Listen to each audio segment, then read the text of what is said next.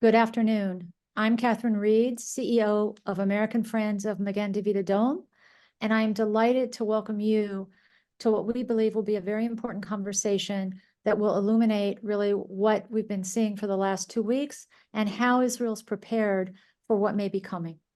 This is our urgent briefing on the conflict with Hezbollah and Magen Adom's preparedness webinar. I want to start by introducing you to the moderator for today. Rabbi Michael Siegel was ordained in 1982 by the Jewish Theological Seminary of America, where he received his master's in Hebrew letters. He joined Anshe Emet in 1982 as assistant rabbi and was named senior rabbi in 1990, a position he holds to this day. Rabbi Siegel is a dedicated leader in the Jewish community, both locally and nationally. He has served in leadership roles in a wide variety of organizations, including the Jewish Theological Seminary's Chancellor's Rabbinic Council, Chicago Board of Rabbis, and the Jewish United Fund of Metropolitan Chicago. Rabbi Siegel has also been an avid supporter of AIPAC and a leader in the creation of their synagogue initiative. Quite honestly, his accomplishments and recognition are too many to share here. But one that I do want to share is the fact that Rabbi Siegel has been the driving force behind the creation of AFMDA's Rabbinic Advisory Council, leading their first mission to Israel in April. I'm now delighted to turn the virtual space over to Rabbi Siegel to moderate our session this afternoon. Thank you very much, Kathy. It's a pleasure to be with everyone this afternoon, though our topic is a difficult one. When Jews gather this Shabbat morning, one of the verses that we will read begins with these words: "V'lo tachanifu et haaretz," you will not pollute the land in which you live, for blood pollutes the land. And the land can have no expiation for blood that is shed upon it. This past Shabbat, we saw the reality of these words and the utter horror of what happens when blood is spilled. And just as it was stated in the story of Cain and Abel, the victim's blood literally cries up from the ground. On July 27th, at Majdal Shams village, there was a terror attack. All those gathered on this call know the details. It was the most serious attack from Lebanon since October 7th. The alarm sounded, but there was no time for the victims to move to shelter. They were on a soccer field playing, as children do. It's the highest death toll in Israel in the last 9 months. 12 young people were killed, 42 were injured. Most of the victims were between the ages of 10 and 16, cut down for the crime of playing a sports game. This has been the largest Magen Adom mass casualty incident since the Mount Meron tragedy on Lag BaOmer a few years ago. Our focus today is partially on the important work of Magen Adom. The first EMT on the scene who responded to the incident lived in Majdal Shams and found his daughter was one of the victims who was killed. 2 of the doctors who responded to this crime are members of the community, Druze members who had just completed the Magen David community program. On that day, 44 MDA vehicles responded to the incident.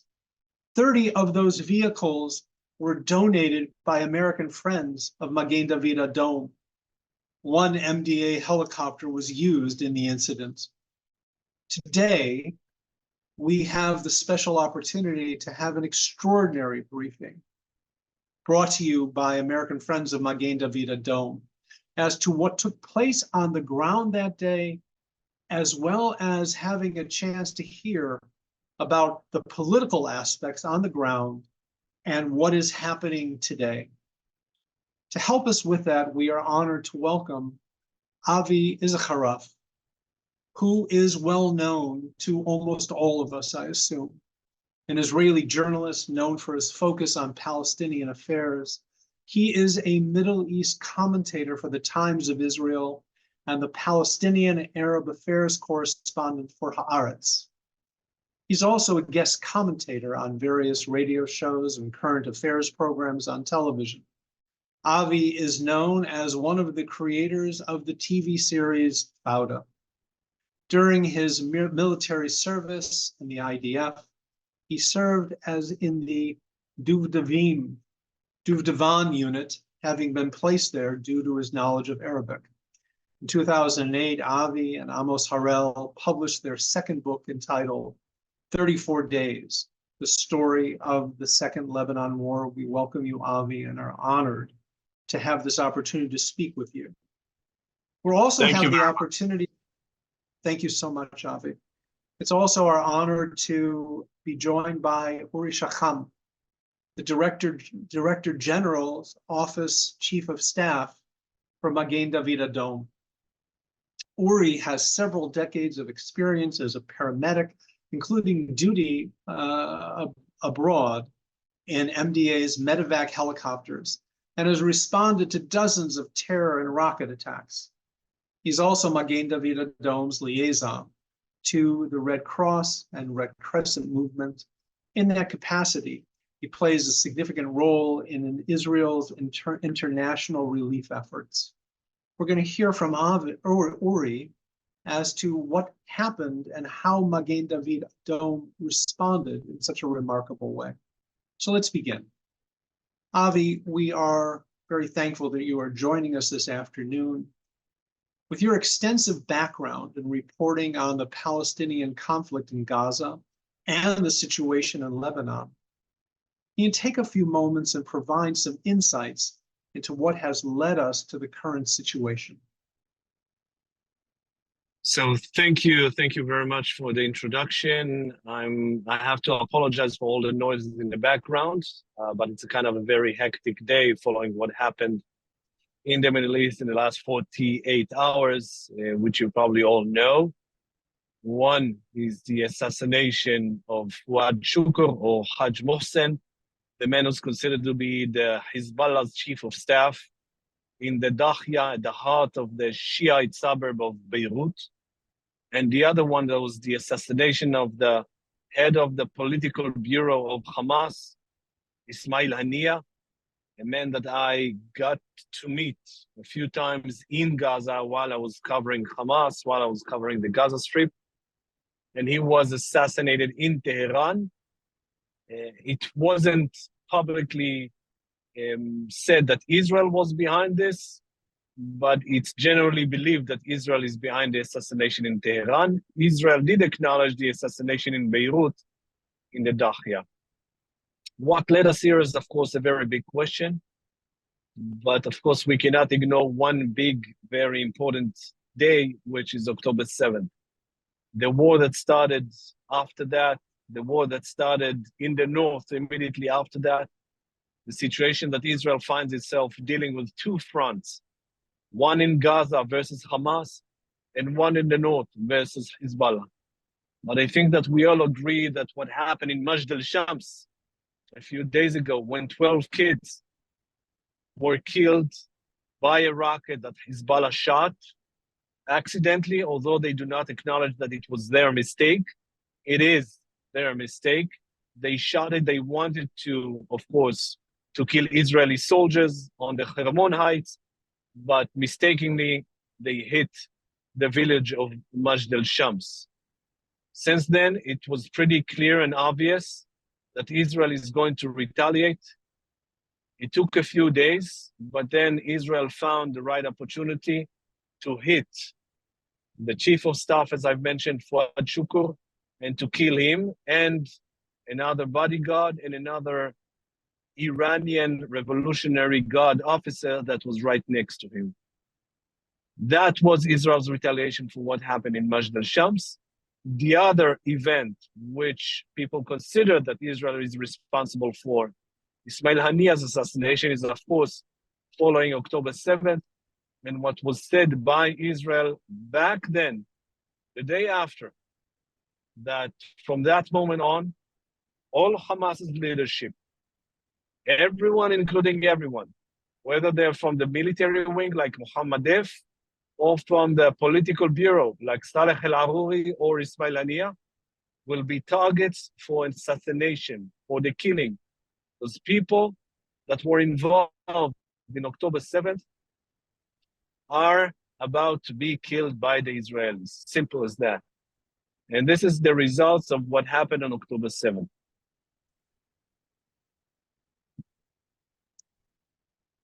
Thank you so much. I'm going to turn our attention to Uri. Uri, with your long tenure at Magen David Adom, can you share some of your experiences and explain how MADA has evolved, dealing and learning from these past experiences over the years, and how that really came to play and in the response this past Saturday, this past Shabbat? Help us understand better where and how you have evolved as an organization.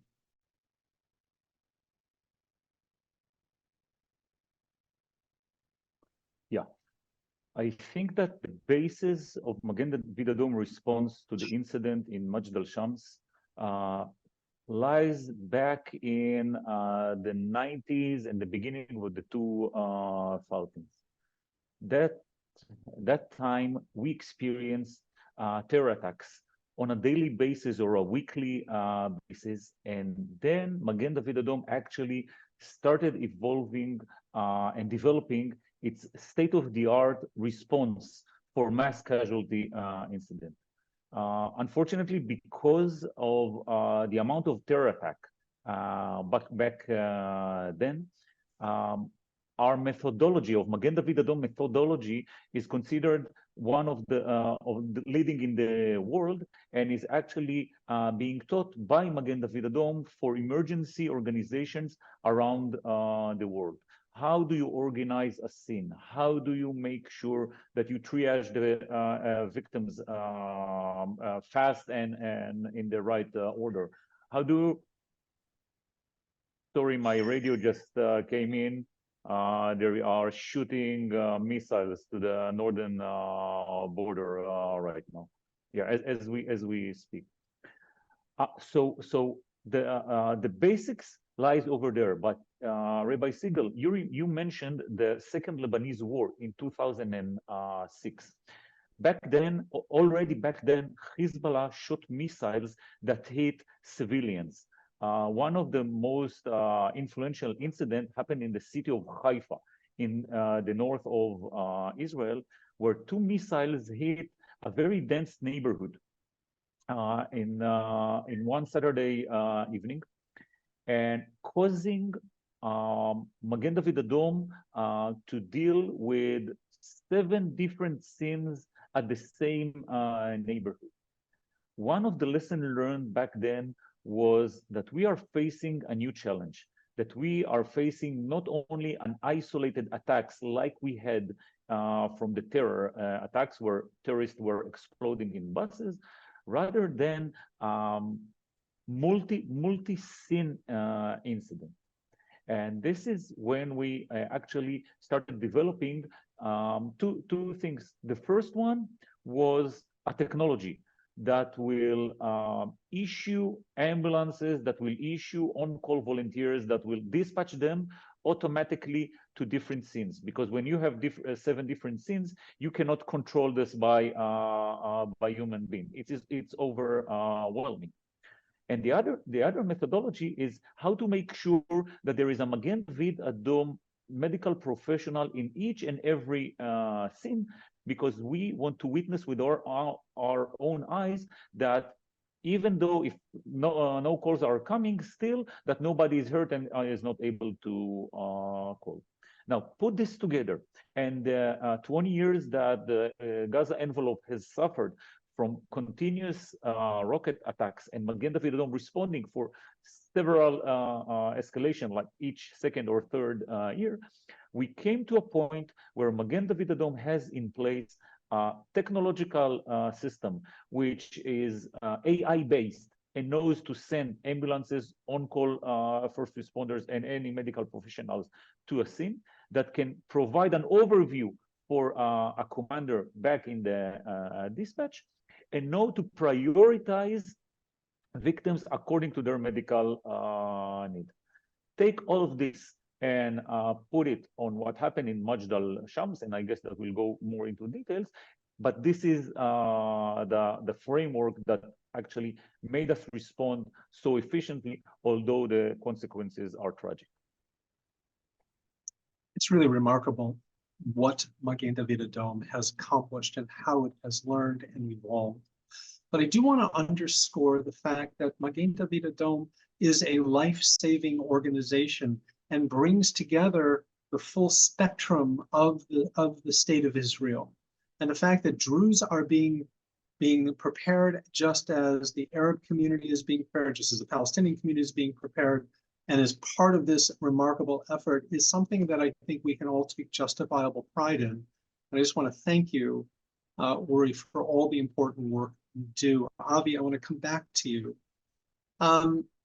We have reached the 300th day since October 7th. This is a milestone that no one ever believed we would come to. Could you give us some perspective from where you sit, what you've seen, what you've experienced over the last 10 months in Israel, how it has impacted the country and how you see us today? Wow, this is a very big question, and I'll try to answer that, although it's a very complicated answer. First of all, I think that what we had witnessed on October 7th was the biggest catastrophe in the history of the Israeli state. It was the biggest catastrophe in the history of the Jewish state since the Holocaust. 1,200 people that were murdered, 242 that were kidnapped to Gaza, and the whole state of Israel that was in a complete shock following the failure of the whole system, whether it was the intelligence or the political one or the military one. All of it failed in expecting and seeing what Hamas was planning months in advance. But following that event, I think that very soon, very early, the IDF and the Israeli intelligence managed to stand up on their feet and start hitting back. But I would like to tell you about the column that I wrote for tomorrow's newspaper in Yediot Aharonot, that is saying something very simple. We are winning the war in Gaza. Let us be clear about that.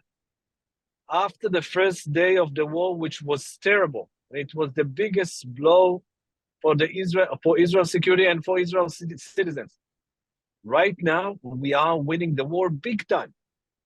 Hamas, after the assassination of Ismail Haniyeh yesterday, after the assassination of Mohammad Def, the head of the military wing, on July 13th, just today, the IDF published officially that Mohammad Def was killed in this attack on July 13th. And by the way, Mohammad Def was the wanted terrorist while I was a young soldier, meaning more than 30 years ago. So that came to its end. But even following those two major assassinations, Hamas didn't have the capability to retaliate and to so-called revenge their death. And it says something very dramatically about Hamas's military capabilities today in Gaza. The IDF managed to destroy, kill many of Hamas's infrastructure, battalions, militants. I would say that their capability today to shoot rockets is very limited. I would say that the number of people that are militants operating on behalf of Hamas dropped down to more than 50%.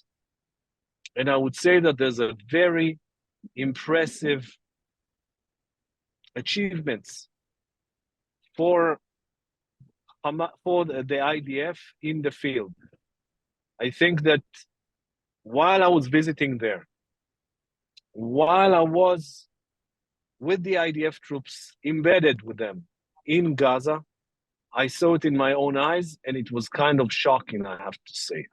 It was kind of impressing on one hand and then shocking on the other hand to understand the way that the IDF was working and operating as a huge war machine that slowly but very fiercely and very aggressively managed to kill so many Hamas operatives and to bring down Hamas's infrastructure in the Gaza Strip. My impression back in the few visits that I paid to the Gaza Strip, it was in Khan Yunis and it was in Shajaiya neighborhood, that the IDF is winning big time. Yes, there's a very heavy price for that. We paid that price. I lost someone that was very close to me. But at the end of the day, the good news that are coming from Gaza are that Israel is winning. Having said that, we have to keep in mind that right now, as we speak, the biggest challenge that we face and we still face is one, the hostages, 115 that are being held in Gaza.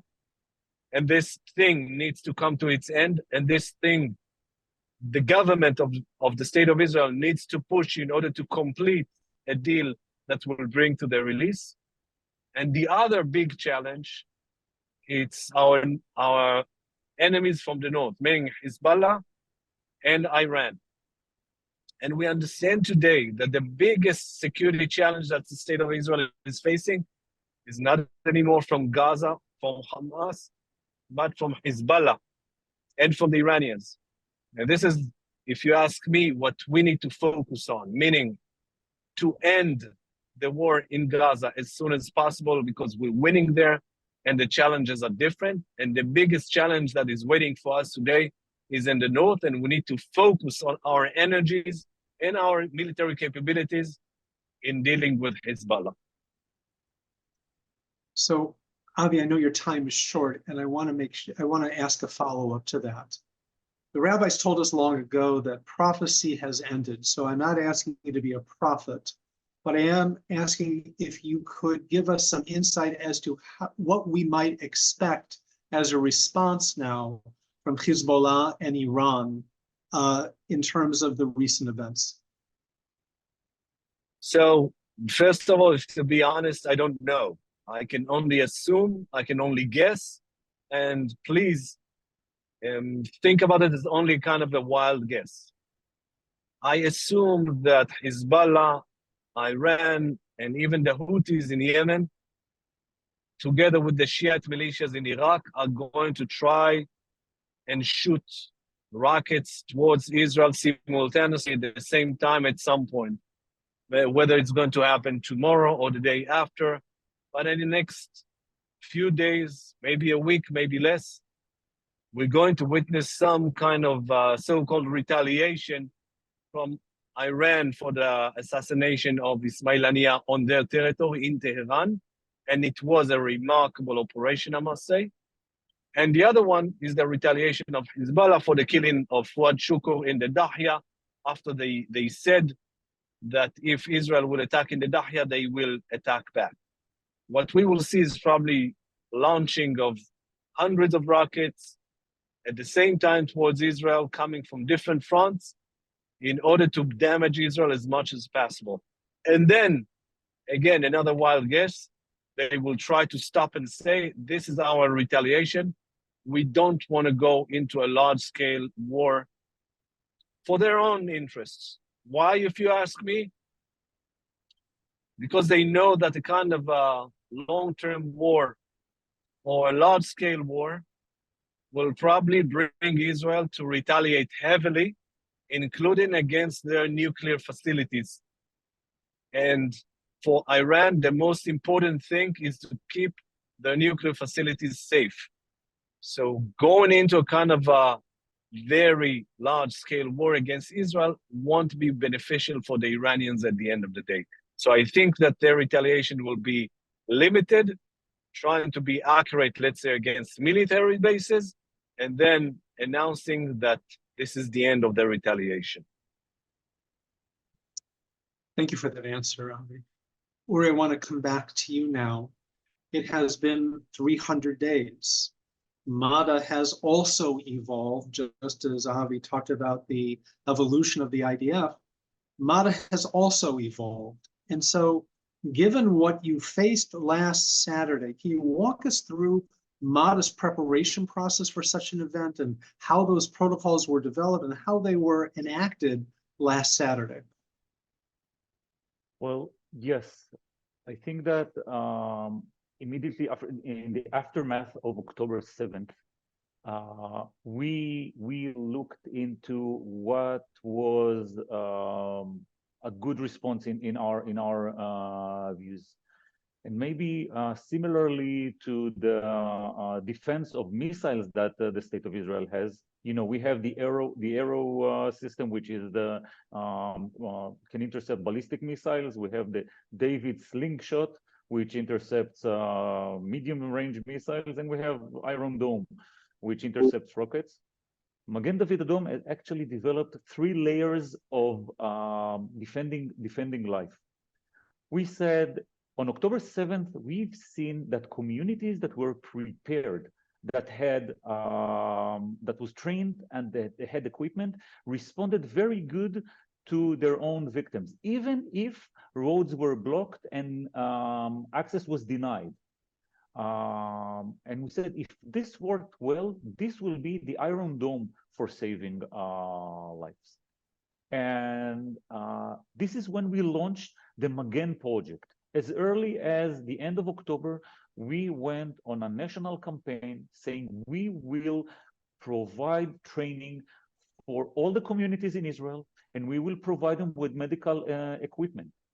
This is if they'll ever encounter a scenario where they'll be isolated, where they cannot have an immediate response by the official agencies of the country, at least they can protect themselves.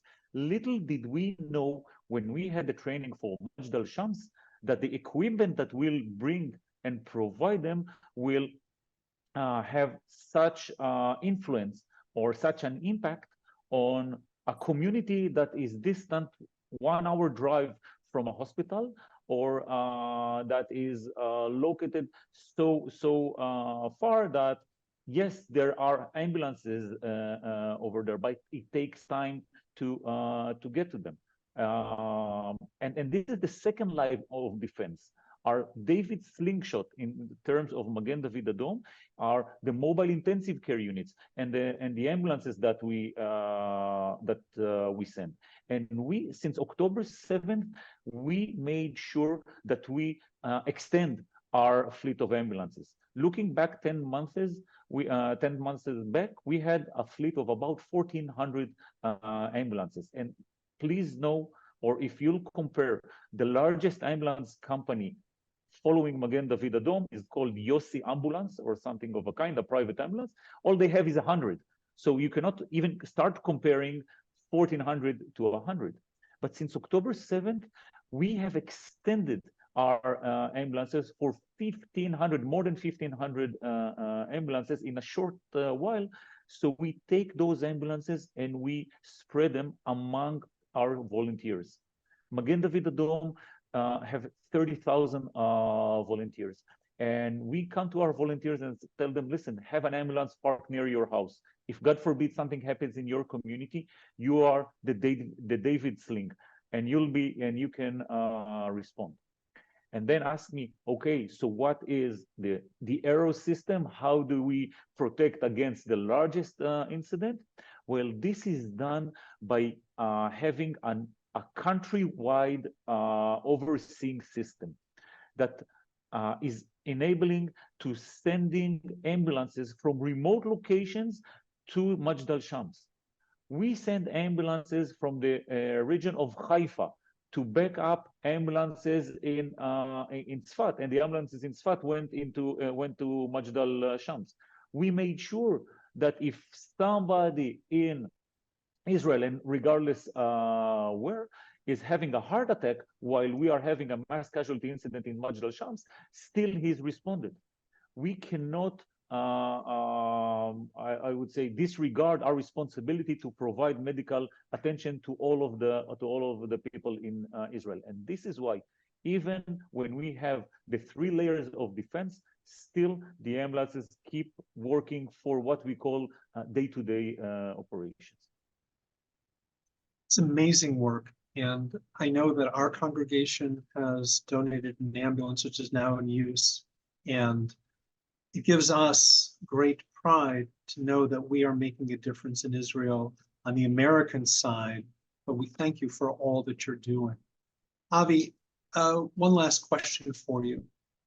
There are more than 500 people, 500 screens on this call. What's your message to the people listening to this call? I think that Israel is going to face a very tough time in the next few days.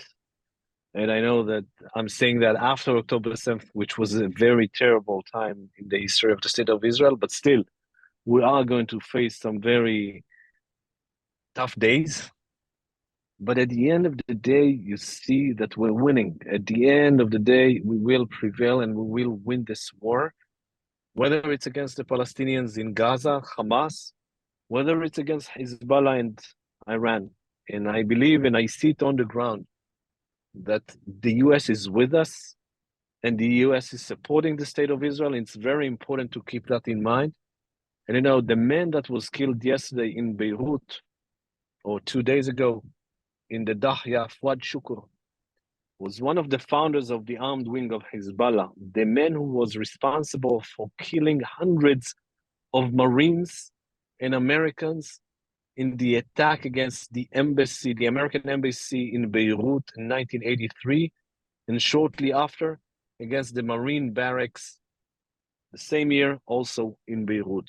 So this man that was killed in an Israeli airstrike was responsible for the killing of hundreds of Americans and not only Israelis.